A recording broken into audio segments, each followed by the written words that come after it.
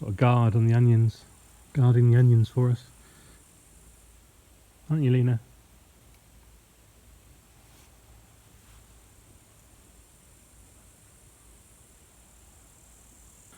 Collecting gherkins every day now from the garden. Nice little haul here. Must be a couple of kilos there, I would have thought, at least. A few jars of gherkins. And there's a horrendous noise coming from the forest. First of all, I thought it was a dog. I don't know, maybe it is a dog. But it could be a fox.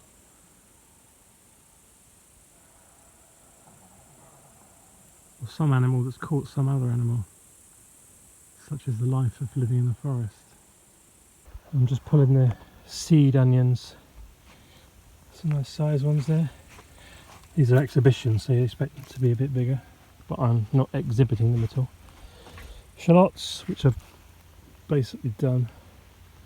Silver white onions, silver sweet onions, Italian onions, and some more silver ones, I think. Yeah, I'll be doing more seed onions next year for sure, because they grow really well. Once those onions that were drying are cured, we then clean them and stack them in baskets. There's the ones that I just picked from the garden that will now cure. So we put them in these wooden crates, and then they need to go indoors just to dry a bit more, and then, well, we keep them indoors, to be honest, and that'll be it. They're all stored ready to be used over winter and into next year.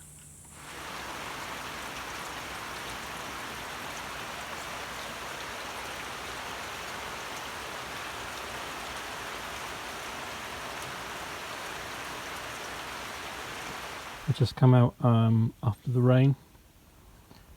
Just pop around the back, and we'd forgotten we planted some cherry tomatoes. It looks a mess the other side of here, but it is what it is. We planted some cherry tomatoes here, and I've forgotten about it, and I've just found a lovely crop. What else we got going on here? This is around the back of the greenhouse where the garlic. This is where the garlic were. So I planted peas as a late. Probably just a cover crop, but we might get some shoots out of it. Over here we've got some radish, they'll grow quickly. I've got some rescue cabbages here which look beyond rescue actually, but we'll see. If they grow, they grow. If they don't, they don't.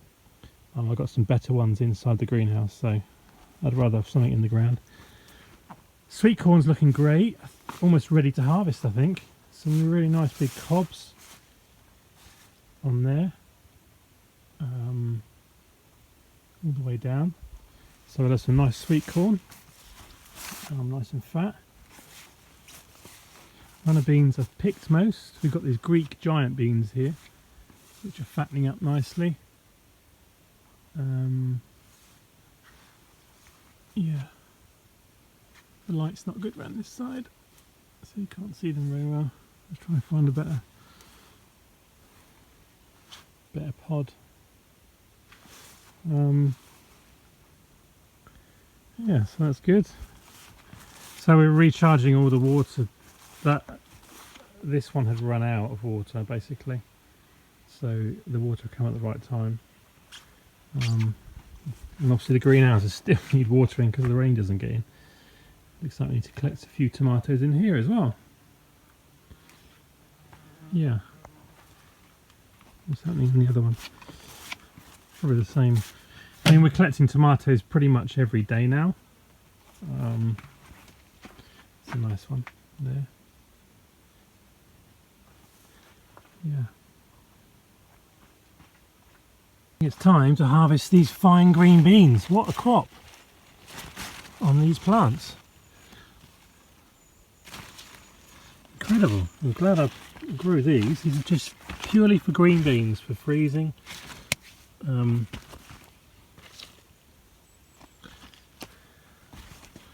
That's if the horseflies don't eat me first. I picked a load for a friend the other day as well, so I mean there was loads more. Wonderful. Get those in a basket and we'll see how many we've got. There's my harvest.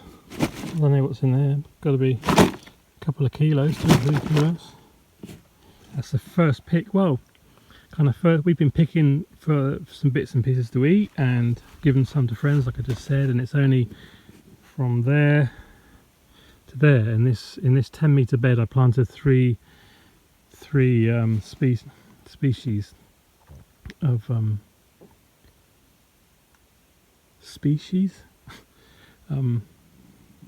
of beans, and these are fine ones, fine French green beans, and that's a really nice harvest. Most of that will go in the freeze, obviously. Yeah, pleased with that. Just processed those beans, trimmed them up, and 2 kilos. So that's not a bad guess from the basket. That's a lovely crop of fine green beans. The corn has been harvested. Did that yesterday. Didn't take any. Well, I took a video for a video that I'm making separately about this subject. I've been filming it all along, but I'll probably chuck in a clip.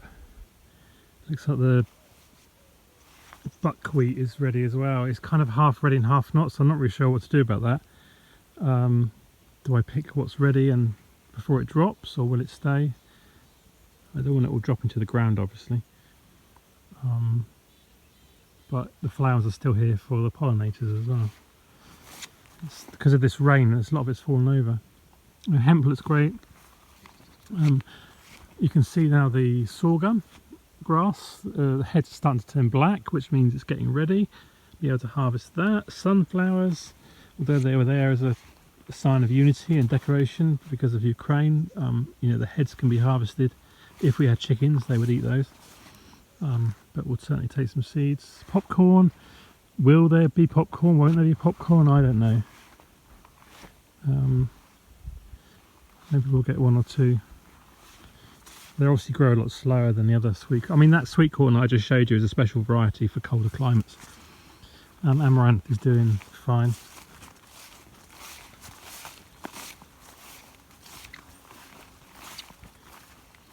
Need to pick these ball beans as well. Last harvested those. Yeah.